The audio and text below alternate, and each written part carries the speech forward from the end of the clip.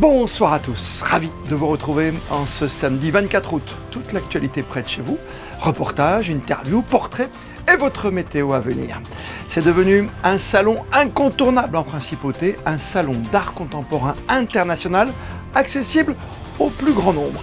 Après avoir reçu son fondateur hier, nous sommes rendus sur place cet après-midi pour découvrir les tendances, les coups de folie d'un univers pas comme les autres, le salon Art 3F. Autre coup de folie, autre envie, celle cette fois d'une famille qui a décidé de s'offrir pendant près d'un an un tour des Amériques XXL en camping-car. Nous irons à leur rencontre juste avant leur départ de Monaco. Coup de jaune pour la carte postale qui, vous le constaterez, dans un instant, reste tendance, très tendance même dans les boutiques monégasques. Coup de projecteur en ce beau week-end d'été sur les sports nautiques proposés au large de la principauté. Et puis un immense coup de cœur pour un coup de génie d'un pirate pas comme les autres. Georges-Olivier Khalifa, alias le Pirate Blanc, a pris la mer ce matin d'Antibes pour récupérer entre Cassis et Monaco un butin inestimable dans des coffres dédiés au pied des capitaineries, des jouets tout neufs à destination des enfants malades qu'il déposera le 9 septembre prochain à l'hôpital Lamballe à Nice après une dernière halte à Monaco la veille. Un salon d'art contemporain décontracté et populaire. Le salon Art 3F fait le plein cette année encore pour sa 5e édition. Annelle Marquez et Camille Caloni se sont rendus sous le chapiteau de Fontvieille pour découvrir les tendances de l'année. Ils sont près de 200 artistes exposants et galeristes venus du monde entier à participer au salon Art 3F, 3 jours dédiés à la peinture, à la sculpture et à la photographie contemporaine, où plasticiens, amateurs d'art et potentiels futurs clients se rencontrent. J'ai essayé de vendre des œuvres depuis chez moi et en fait personne ne venait me voir. Donc je me suis décidé à prendre ma petite camionnette et aller faire des salons pour promouvoir mon art, faire des rencontres, discuter, voir l'intérêt que portaient les gens à mes œuvres, ou pas d'ailleurs. C'est une manière assez rapide d'accéder aux gens, parce que rencontrer l'artiste, c'est aussi une partie de l'œuvre. Il n'y a pas mieux que son propre pays de cœur d'exposer, donc je suis assez chanceuse d'avoir un aussi bel stand pour montrer et partager avec le public depuis hier et aujourd'hui. Et le moins que l'on puisse dire, c'est que les visiteurs sont venus nombreux pour admirer les créations de leurs artistes préférés, en découvrir de nouveaux et pourquoi pas repartir avec une de leurs œuvres à la maison. Je suis venue ici parce que je connais un peintre qui expose là et qui m'a donné une invitation. Et puis j'étais curieuse de voir, je ne suis jamais venue à ces expositions. Et je suis très contente d'être venue parce que c'est très varié et ça m'a fait découvrir des choses. Voilà. C'est une plongée dans l'art contemporain. Bon, après, et à apprendre et à mon goût et à laisser. Bon, faut le voir. C'est comme ça, on apprécie. C'est la première fois que nous venons au salon de Monaco. C'est vraiment un lieu incroyable. Dans un premier temps, l'accrochage est extrêmement bien fait, on s'y sent bien.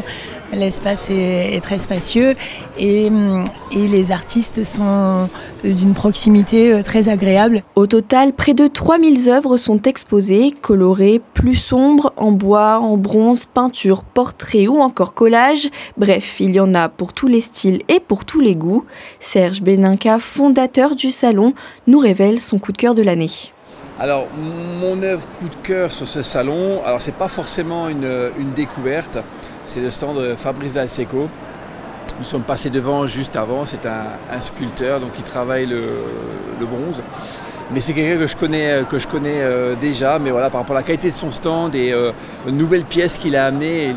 Et c'est du très très beau travail. Et si vous aussi vous souhaitez vous initier à l'art contemporain ou tout simplement passer un moment de détente autour de quelques œuvres, sachez qu'il vous reste encore demain pour aller faire un tour au salon Art 3F. On le surnomme le Pirate Blanc. Georges-Olivier Khalifa, le célèbre gentil pilleur de capitainerie, a donc repris la mer cette année pour la bonne cause, celle des enfants malades.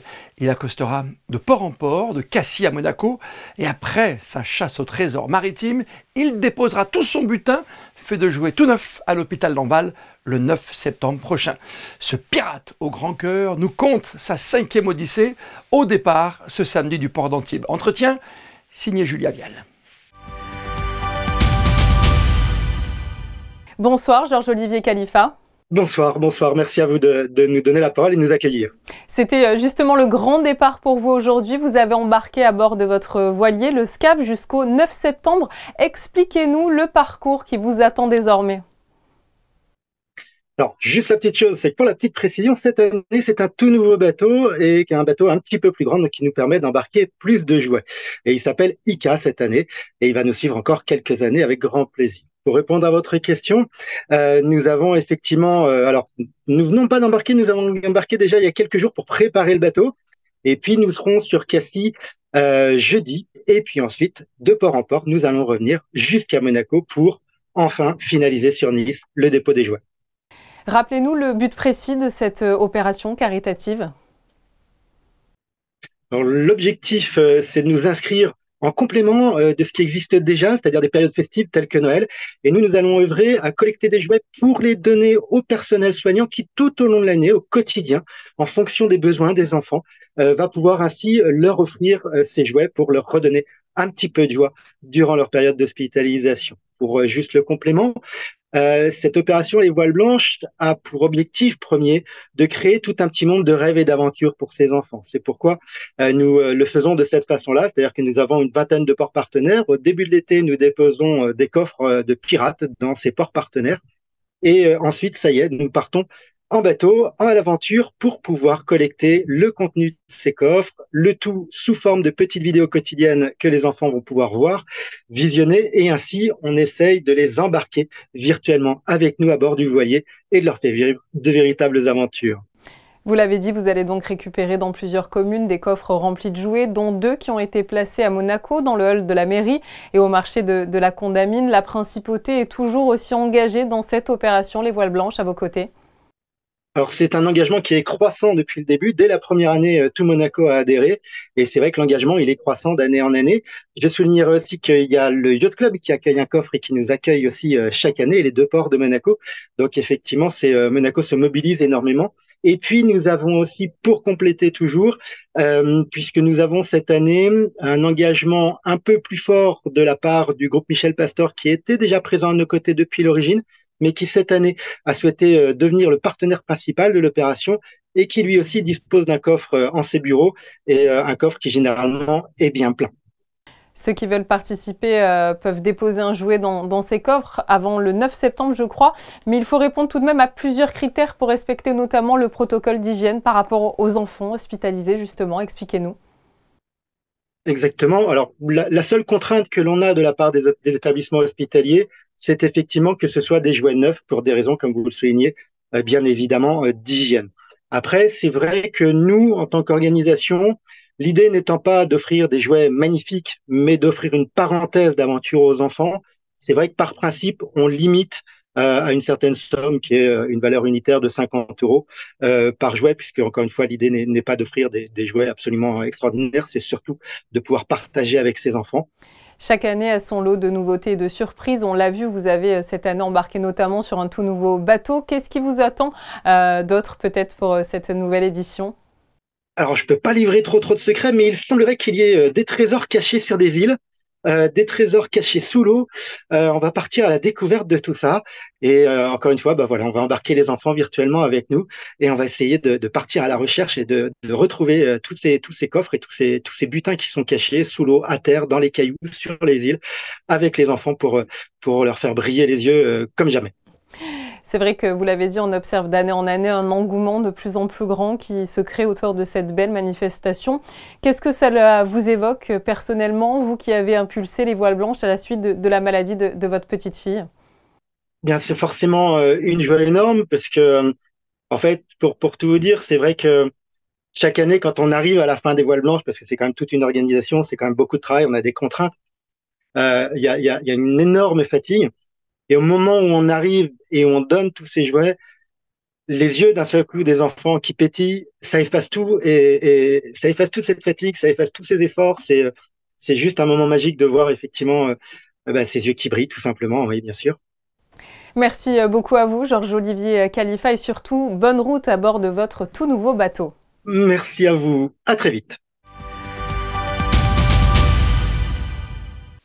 Les sports, la Formule 1, le retour avec le Grand Prix des Pays-Bas à Zandvoort et sa météo changeante, avec la séance de qualification cet après-midi et c'est Lando Norris qui a signé le meilleur temps sur sa McLaren devant le triple champion du monde sur ses terres, Max Verstappen.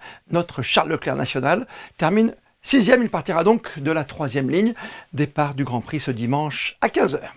À plus petite vitesse, ce rêve américain pour une famille qui a choisi l'aventure en camping-car, un très long périple de près d'1 an, avec comme point de départ le Canada, après de longs préparatifs à la maison. Reportage découverte signé Gaëtan Lebrun et Sylvain Péroumal. C'est l'aventure d'une vie qui attend ce couple de travailleurs monégasques. Jérémy Guénoun, 33 ans, entrepreneur dans la serrurerie, et sa femme Aurélie se préparent pour un road trip d'1 an avec leurs 3 enfants en camping-car à travers les Amériques. Féru de voyage, c'est il y a 1 an que ce couple a pris la décision de chambouler son quotidien et partir découvrir tout ce que les pays nord- et sud-américains ont à offrir. On n'a qu'une vie, on a vraiment envie d'en profiter et on a toujours beaucoup voyagé déjà sans les enfants. Et c'est vrai que là avec les enfants, on avait vraiment envie de se prendre un bon moment pour voyager et on s'est dit allez on va partir en road trip parce que c'était la meilleure chose pour découvrir plusieurs pays et pas aller se poser à un seul endroit, leur faire l'école etc. à un seul endroit et donc voilà quoi, c'était vraiment le moment de la découverte, on s'est dit c'est maintenant. Une aventure qui commencera le 11 septembre par le Canada où la famille récupérera son camping-car, arrivé par bateau depuis la Belgique au port de Halifax dans la Nouvelle-Écosse, avant de se lancer à travers un périple de 9 mois minimum qui suivra un itinéraire déjà bien précis. Du Canada, donc après on va descendre États-Unis, Mexique et tous les pays d'Amérique centrale. Après on va finir sur la Colombie, le Pérou, on fait le Chili et le point final l'Argentine, d'où repartira le camping-car et nous-mêmes par avion. Un long voyage qui ne sera pas de tout repos, mais qui ne semble pas inquiéter Aurélie et Jérémy, dont la seule réelle appréhension est de devoir assurer l'école à distance pour leurs 3 enfants. La première crainte pour moi, c'est l'école à distance. Voilà, à distance. Hein. Maman va prendre le rôle de maîtresse. Mais bon, ça va le faire dans le sens où tout ce que ça va la rapporter en dehors de tout ça, de ne pas être scolarisée, scolarisée, d'être à l'école en présence pendant 1 an. Ça sera que du bon, quoi. Hein. On va prendre... Ce mal sera un bien aussi. Un défi de plus, loin du rocher, pour Jérémy Guénoun, qui avait déjà participé il y a 1 an à l'ascension du sommet La Concagua en Argentine. À bientôt, Monaco! Et n'oubliez pas de nous donner de vos nouvelles, même une petite carte postale à l'adresse de Monaco Info fera l'affaire. Ça nous fera plaisir. Oui, car la carte postale a encore de beaux jours devant elle. Loin d'être tombée dans l'oubli, les touristes en visite en principauté continuent d'en acheter régulièrement. Vanessa Dessy et Camille Caloni se sont rendus auprès des boutiques de Monacoville pour en savoir plus. Malgré les courriels instantanés et les réseaux sociaux, elle conserve son charme d'antan. Chaque carte postale est une promesse de voyage, un souffle d'évasion glissé dans une boîte aux lettres. Ce petit morceau de papier semble résister au temps. Ça marche toujours. C'est une vraie tendance, oui, effectivement, c'est que ça marche et que ça n'a jamais arrêté. Ça a toujours été le produit phare du souvenir. Alors déjà, il y a le côté variété au niveau des photos, parce qu'il y a beaucoup de très jolies photos sur les cartes postales. Et puis ensuite, il y a le prix, c'est des petits prix. Donc les gens, on sait que malheureusement, aujourd'hui, le porte-monnaie est un peu réduit. Donc ça leur fait des souvenirs pas très chers, qui prennent pas beaucoup de place dans les valises aussi, c'est important de le dire. Et puis en même temps, ça permet de faire des petits cadeaux à droite à gauche à la famille, voilà, leur ramener des jolies photos. Les mots tracés à la main apportent une chaleur que le numérique ne sait pas imiter, même si la plupart des cartes postales ne sont pas expédiées. Je pense qu'il y en a beaucoup qui ne les envoient pas, mais plutôt qui les offrent comme ça. Je pense que c'est plus pour les garder et après pour les redistribuer, les offrir aux proches. Éphémère et durable à la fois, la carte postale demeure un lien tangible, un souvenir précieux que l'on garde certainement tous au fond d'un tiroir. Et avant d'aller à la poste, prenons le temps d'apprécier encore les différentes activités nautiques au bord de la Méditerranée. Nos équipes en ont testé quelques-unes, rien que pour vous. Résumé signé Fabien Bonilla. Il faut aller sur le quai du Monte Carlo Bay pour les trouver. Les employés de la société nautique MC Watersport y ont installé leur base. Plusieurs bateaux et jet skis sont à quai, sans oublier les accessoires comme des planches de wakeboard ou de ski. En fonction de vos désirs nautiques, il y a une solution. Nous proposons les activités non motorisées telles que le pédalo, kayak et paddle. Et les activités motorisées, les engins tractés, le ski nautique, le wakeboard, le parachute ascensionnel, le jet ski. J'ai oublié une activité motorisée mais qui est électrique, ça s'appelle le scooter flight. C'est une trottinette foil qui est accessible vraiment à tout public et qui est vraiment sans aucun danger parce qu'elle fonctionne avec une turbine et on n'a aucun risque de venir heurter le foil. On est au départ du Monte Carlo Bay, du Monte Carlo Beach, mais également du Méridien. Il y a 2 activités qu'on propose uniquement au départ du port Hercule, qui sont le parachute ascensionnel et la randonnée en jet ski. Et pour tester 3 de ces activités, nous avons choisi Margot et Anaïs qui travaillent au sein de notre chaîne. Voyons ce qu'elles en pensent. On commence par le parachute ascensionnel. On part directement du bateau pour s'élever à 125 mètres de hauteur.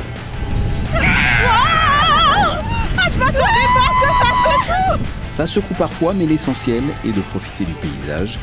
Et parfois, ça rafraîchit un peu.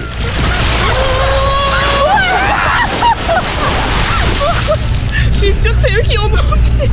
Oui, j'avoue, c'est bien nous qui l'avons demandé. L'atterrissage s'effectue là aussi sur le bateau. C'est vraiment trop bien. C'est trop cool. C'est une super expérience et je recommande à tout le monde. Autre activité, mais au ras de l'eau, cette fois sur une moto des mers, un jet ski de 110 chevaux pouvant aller entre 60 et 70 km/h. Une balade supervisée par un moniteur agréé sur un engin hybride.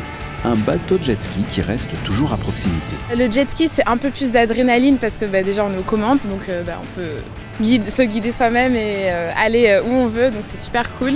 Dernière activité pour nos cobayes, la traditionnelle bouée tractée. Un coup à droite, un coup à gauche, en fonction des virages. La réaction est immédiate, c'est ce que l'on appelle un véritable tape-cul et c'est ce qui plaît. Ça décoiffe encore plus et c'est là où on a le plus de sensations parce que vraiment on est vraiment au cœur on est très proche de l'eau et le fait d'avoir les vagues, de bouger et de presque potentiellement tomber, c'est ça qui rend l'expérience encore plus décoiffante et folle. La météo de ces prochaines heures, c'est avec vous, Anaëlle Marquez. Bonsoir Christophe, bonsoir à tous. La journée de demain s'annonce ensoleillée malgré quelques petits nuages qui persisteront dans le ciel tout au long de la journée. Un temps donc parfait pour profiter de ce dernier jour de la semaine. Du côté des températures, il fera entre 23 et 28 degrés, mais à cause de la couche nuageuse, il fera lourd avec un ressenti dépassant les 30 degrés dans l'après-midi. La mer, elle, de son côté, affichera 27 au thermomètre. Et en ce dimanche 25 août, nous souhaiterons une bonne fête à tous les Louis. Comme le veut la tradition, on termine votre journal en images avec les tout derniers jours de la superbe exposition Turner au Grimaldi Forum. Toute dernière semaine pour profiter de ce privilège au bord de la Méditerranée. Les photos sont signées Manuel Vitali. On se retrouve demain, 18h30 pour votre journal du dimanche sur Monaco Info. D'ici là, belle et bonne soirée à toutes et à tous.